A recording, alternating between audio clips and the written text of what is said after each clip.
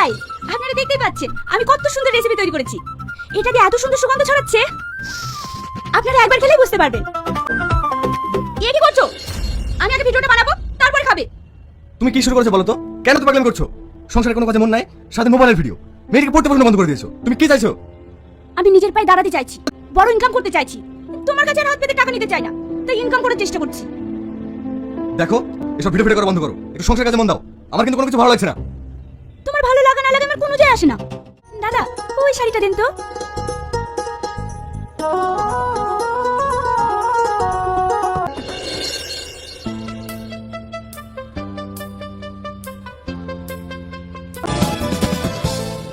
এসব কি হচ্ছে? বুঝতে পারছো না? এই ড্রেসগুলো পরে আমি ট্রাইলুমের ব্লগ বানাচ্ছি। 8টা ব্লগ হয়ে গেছে, আর 2টা 3টা বানিয়ে চলে যাবো। দেখো, তুমি দয়া করে এসবগুলো বন্ধ করো।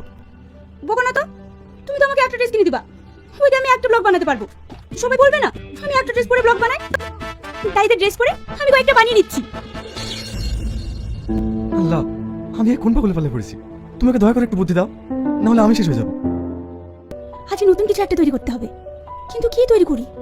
চিকেন দিয়ে কোনো আইটেম তৈরি করব, কিন্তু সেটাও তো আমি পারি না। কি করি কি করি? আইডিয়া!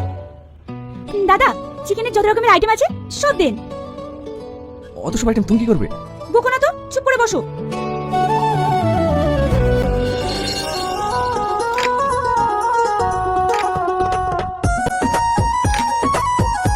এটা খাও।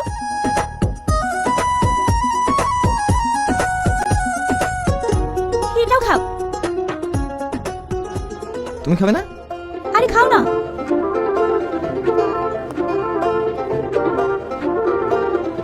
এর মধ্যে কোনটা ভালো লাগছে? এটা একটু ভালো লাগছে। আচ্ছা ঠিক আছে, তোমরা বসো, আমি আসছি।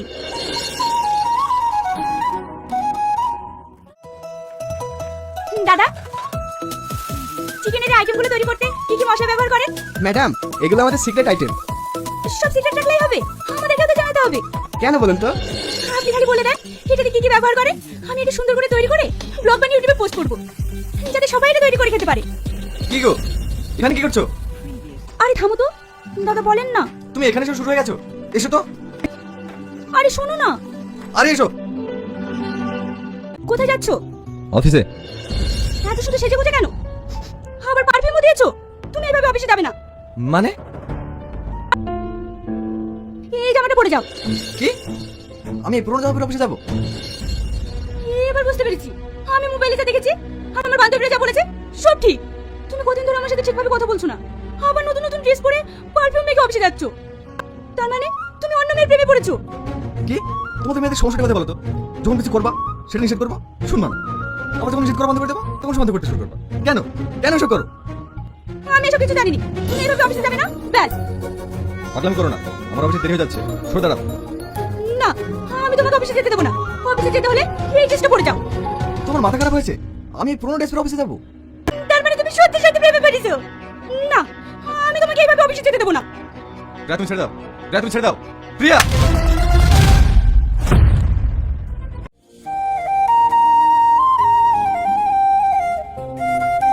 আপনার সামনে আপনার কথা শুনছে না, আপনাকে রাগ দেখাচ্ছে। আপনাকে পরীক্ষা করতে হবে সে সত্য বলছে না মিথ্যা। তাকে যদি নিজে করে রাখতে চান আপনাকে তার গতিবিধি লক্ষ্য করতে হবে। সে কোথায় যাচ্ছে, কি করছে সেটা নিজের চোখে দেখতে হবে। টোটো,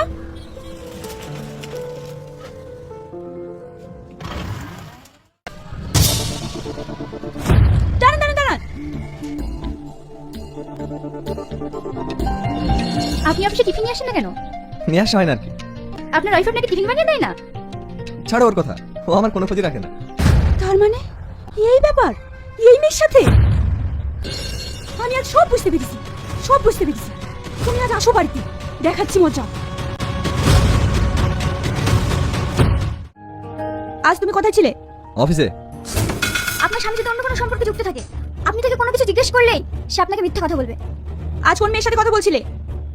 আমি কোনো মেয়ের সাথে কথা বলি না। আপনি যখন সত্যিটা জানতে চাইবেন সে রেগে যাবে। সত্যি করে বলো। বললাম না আমি কোনো মেয়ের সাথে কথা বলি না। যখন দেখবেন আপনাদের স্বামীকে কোনো কিছু বললেই রেগে যাচ্ছে তখন বুঝে নেবেন আপনার স্বামী পুরোটাই অন্য কারো হয়ে গেছে। তুমি মিথ্যা কথা বলছো।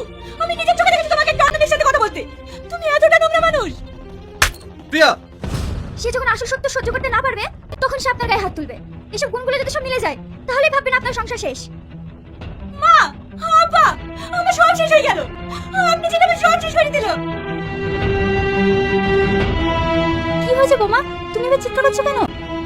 আপনার ছেলে আমার জায়গাটা অন্য একটা মেয়েকে দিয়ে দিয়েছে মা। আপনার ছেলে আমার কষ্ট করে সংসারটা শেষ করে দিল গো মা। তুমি কি বলছো? হ্যাঁ আপা, আপনার ছেলেকে জিজ্ঞেস করেন। আমি নিজের চোখে দেখেছি ওকে অন্য একটা মেয়ের সাথে রাস্তায় দাঁড়িয়ে কথা বলতে, হাসাহাসি করতে। বাবু, এগুলো কি সত্য? আব্বা, তোমাদের ওর মতো মাথা খারাপ হয়ে গেছে? আমি রাস্তায় যার সাথে কথা বলছিলাম, সে হচ্ছে আমার অফিসের স্টাফ। আপা, ও মিথ্যা বলছে। আমি তোমার ভাত খাবো না। আমি তোমার ভাত খাবো না। আমরা আজকে বাবার বাড়ি চলে যাবো। যাও বাবার বাড়ি, তোমাকে ভাত খেতে হবে না। আমি জানতাম তুমি এইটাই বলবা। আমি এই বাড়ি থেকে গেলে না তুমি ওকে এই বাড়িতে নিয়ে আসবা। দরকার হলে তাই নিয়ে আসবো, যাও তুমি। কি এত বড় কথা? এর বিচার যদি আমি না করতে পেরেছি তাহলে আমার নামও প্রিয়া না। আগুন, তোমার বউ যে আমাদের সঙ্গে অভিযোগটা করেছে তুমি নাকি অন্য মেয়ের সাথে সম্পর্ক করো, এটা কি সত্য? না মোড়ল সাহেব, ও মিথ্যা বলছে, এটাই ওর সমস্যা। সবসময় আমাকে সন্দেহ করে।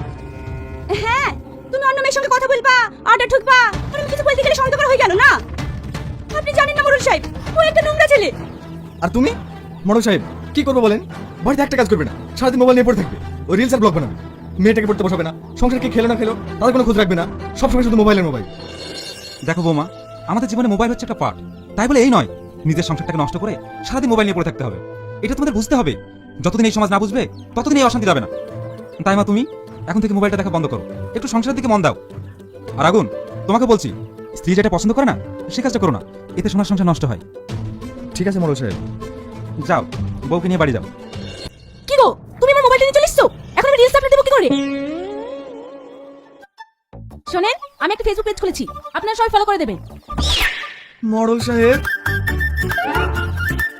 আমিও সেই এই জায়গায় চলছি।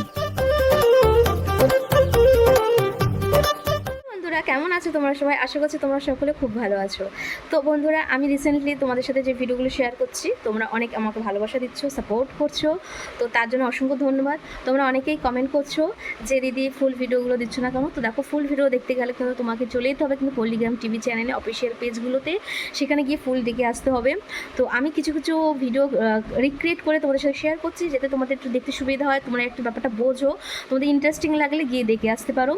আর সবথেকে বড় কথা, তোমরা অনেক অনেক অনেক পার্ট 2 এর দিদি, পার্ট 2 এর পার্ট 3 বা অনেক কিছু তোমরা আমাকে কমেন্ট করছো। সো আমি চেষ্টা করছি যেগুলো পার্ট 2 আসছে বা আসছে না, তোমরা বারবার কমেন্ট করছো, সব রকম ভিডিও তোমাদের সাথে শেয়ার করার। সো দেখো বন্ধুরা, এটা কিন্তু একটা ভিডিও ছিল, মানে নেট মানে একটা মেয়ে নিজের লাইফ নিয়ে কী করবে। সো এটা আগুন আর পিয়ার কিন্তু মানে নাটকে ছিল। সো যাই হোক বন্ধুরা, এই নাটকটা আমি অন্য নামে অন্যভাবে ক্রিয়েট করেছি, রিক্রিয়েট করছি। পার্ট 2 হিসেবে তোমরা দেখতে পারো, পার্ট 1 হিসেবে যেটা আছে সেটাও দেখতে পারো। আমি অনেক কথা ভিডিওটা পার্ট 2 এই জন্যে বলি, কারণ এটা আমার রিক্রিয়েট করা থাকে, তো ওটা কোনো পার্ট নয়, এটা সেকেন্ড পার্ট যেটা আমি রিক্রিয়েট করি। সো এই জন্য কিন্তু এটা পার্ট 2 হিসেবে আমি কিন্তু ভিডিওটা বলি। সো যাই হোক বন্ধুরা, তোমরা কারা কারা আবারও এরকম টাইপের পার্ট 2 টাইপের মানে রিক্রিয়েটিং ভিডিও দেখতে চাও সেটা কমেন্ট করো। নাটকটা কেমন লেগেছে আর কারা কারা দেখেছো সেটা কমেন্ট করো। ওকে, সো চলো বন্ধুরা, আজকের জন্য কিন্তু এই তো দেখা হচ্ছে পরে অন্য কোনো ইন্টারেস্টিং ভিডিওতে। ওকে, বাই বাই।